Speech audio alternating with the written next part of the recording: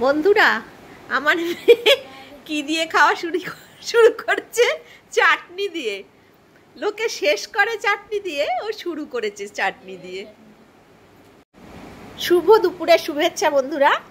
আজকে দুপুরের মেনু নিয়ে চলে এসেছি। এই যে ভাত, হাঁসের ডিমের কষা, মুসুরির ডাল ডাটা দিয়ে, পটল ভাজা, আর মেয়ের জন্য অল্প করে আলু ভাজা, শাক ভাজা, নোটে শাক ভাজা, আর চাটনিটা খোল। আর আছে চাটনিটা, যেহেতু নিরামিষ একটু দূরে রাখা আছে ওই জন্যে। মেয়েকে খেতে দেবো এখন, ও তো সব কিছু খাবে না। কি রে, কি দেবো তোকে? ভাত দাও, আলু ভাজা দাও। আর কি শাক? নোটে শাক। ভালো, রসুন, হ্যাঁ রসুন ফোড়ন দিয়ে ভেজেছি। আরে বাবা গলা গলা খেতে পছন্দ করে। শাক ভাজা দেবো? অল্প একটু দাও। শাক ভাজাটা দিয়েছি। ও কিন্তু সব কিছু খাবে না, ও সব কিছু খায় না। শাক ভাজা দিয়ে খাচ্ছে। আর কি দেবো? আলু ভাজা দেবো? ভালো আছে। শাক ভাজা ভালো নাকি বলতে নেই, তো ঠাম্মা বলে, আমি জানি না। আলু ভাজা দেবো। আর ডাল দিয়ে আলু ভাজা দেবো, তাহলে এখন দেবো। ভালো আছে শাক। তাই দেবো? হ্যাঁ, অল্প একটু একটু ডাল দেবো। এক খাটার থেকেও কম। একটুকু? ডাটা ফাটা দেবে না না, ঠিক আছে। তাহলে কি রসুন দাও না? না না, আলু ভাজা দিই। ও এইটাতে রসুন না দেবো। এ মা, আমার আলু ভাজাটা করবো। আর দেবো না, আলু ভাজা দাও একটু।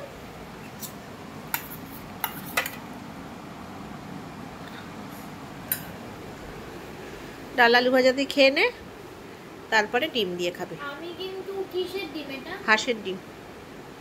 মুরগির ডিম নেই? না কেন, হাঁসের ডিম তো ভালো।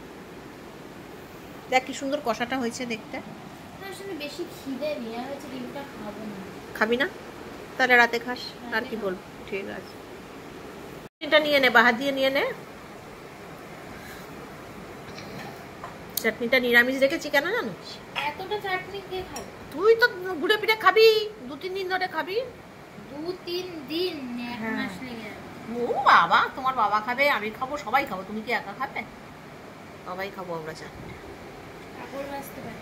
আবার পাপড় ভাজা? বাবা রে, আর পাচ্ছি না বাবা, গরমে। আজকে বৃষ্টি হয়েছে। বৃষ্টি হলো। পাপড় ভাজতে পারি।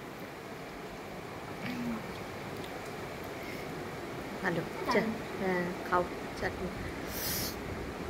বন্ধুরা, মেয়ে চাটনি খেলো, চাটনি খাচ্ছে। চাটনি খাওয়া শেষ হলো, খাওয়া যাবে। ডিম ফিম কিছু খেলো না, ও বলছে ভাল লাগছে না খেতে এখন।